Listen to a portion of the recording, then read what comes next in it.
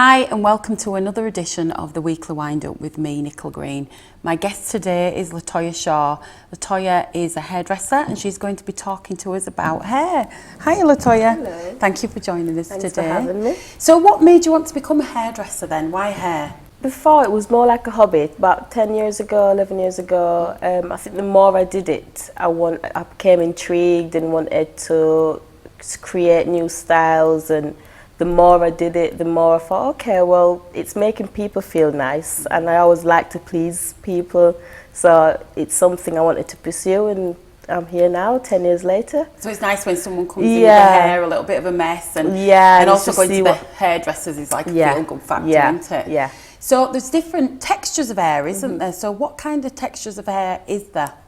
You've got, in the hairdressing side of things, I think they work with numbers. So number 5 would be like Afro-Caribbean hair, to number 1, which is more like Chinese hair. So it depends on the curls and the straightness of the hair.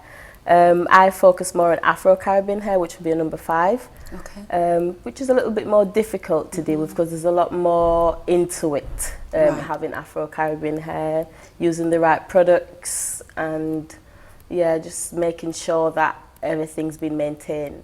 Because not many people look after the hair, so how can we have healthy hair then?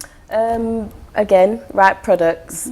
Choosing a sulfate-free shampoo is always recommended.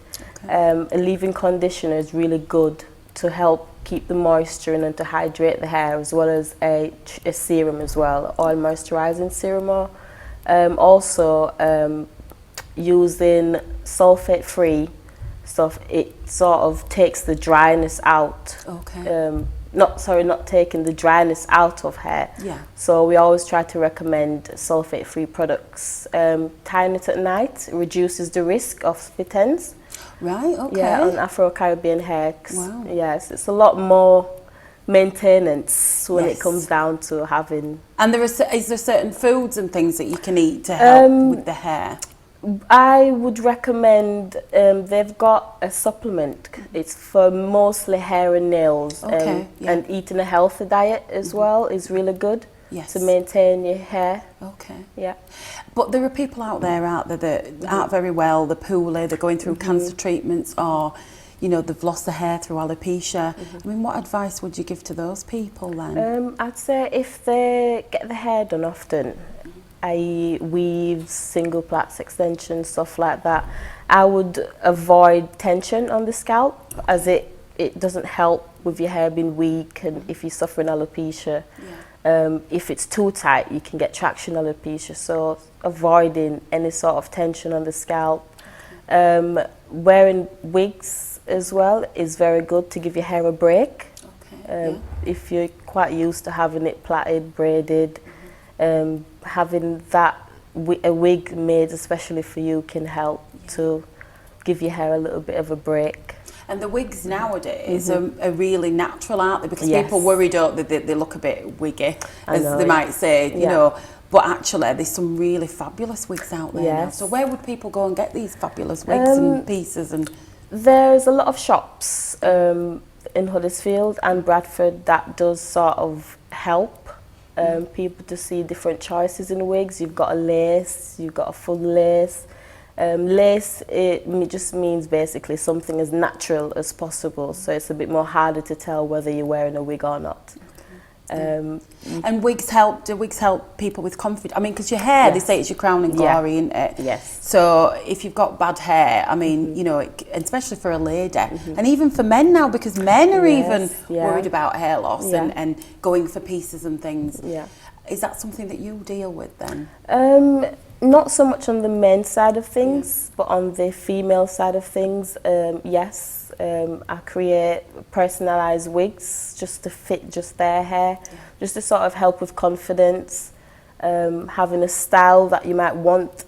Not everyone likes getting their hair cut short, so having a short look in a wig or a long wig, that's really good to help confidence. So it's great because you can get up and you can have short hair in the morning and long hair at night, can't you? A lot of people have got fine hair, so having a wig with volume can help with, put a smile on your face. So. Do you see that it changes people's confidence? Does. Yes, I do see it. Yeah, definitely. Yeah. And also, does that damage the hair in any way?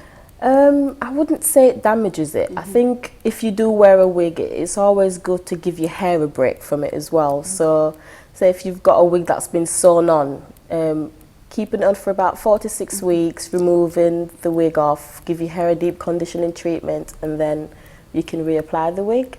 And regular trims, you said before, is important. Why is that? If you've got damaged hair, having regular treatments, it's gradually getting rid of the split ends, regular trims. Everyone's hair growth is very different, so between 6 and 8 weeks to have regular trims. So it is important to get a trim. Yes. And if you don't get a trim, what happens? Your hair tends to break further up rather than just on the ends. So as your hair grows out, the split ends tend to grow, it meets with the new growth, so then it tends to break. Right. Yeah. So regular treatments, regular trims, and if you are losing your hair or something, you can go and get yourself a nice, fabulous wig. Yes. And is there any advice that you want to give to any, our viewers today about hair? Anything important? I'd say make sure you've got really good products to use. That's going to actually help to maintain your hair, help with breakage. If you've got Afro-Caribbean hair, I'd use a satin scarf at night just to reduce split ends. Regular treatments and regular trims between 4 to 8 weeks. Fantastic. Well, thank you for coming in and giving us that information on hair today. Thank you. So thanks, Lotaya, for coming in today to talk to us about hair. And thank you to all you viewers out there. My name's Nicola Green, and thank you for watching.